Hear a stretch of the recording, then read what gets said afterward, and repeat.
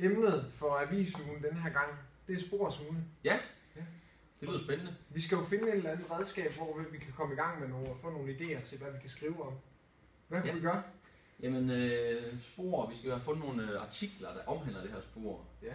Og for at finde noget, der kan associeres med spor, så kan vi jo oprette en mindmap. Det var da en god idé. Var det det, vi gør? Det var en god idé. Ja. Så vi starter med at skrive spor her i midten. Som udgangspunkt for vores lille mindmap her. Ja. Sune, når du nu siger spor, så kommer jeg med det samme til at tænke på tog, der kører på spor. Jernbanespor. Jernbanespor. Det kunne man jo passende lige skrive her. Helt sikkert.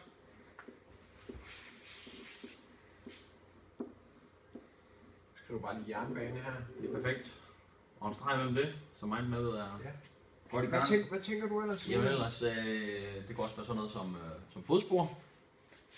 Ja, Ja. Det kunne det godt være. Ja. Det har i hvert fald også noget med spor at gøre. Ja.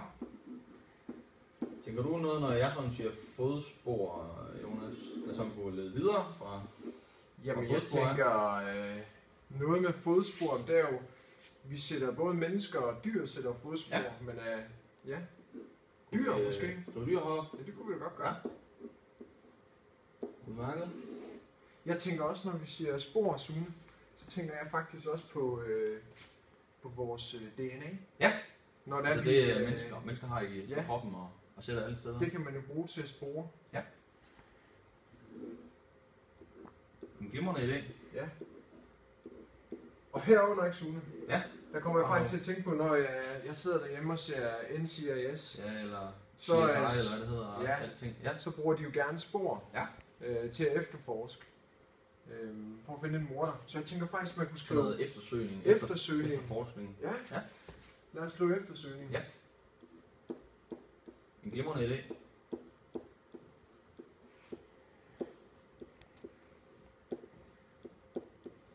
Altså kan man allerede nu sådan fornemme, hvor bredt emnet spor her egentlig er, i forhold til at kunne skrive sin artikel.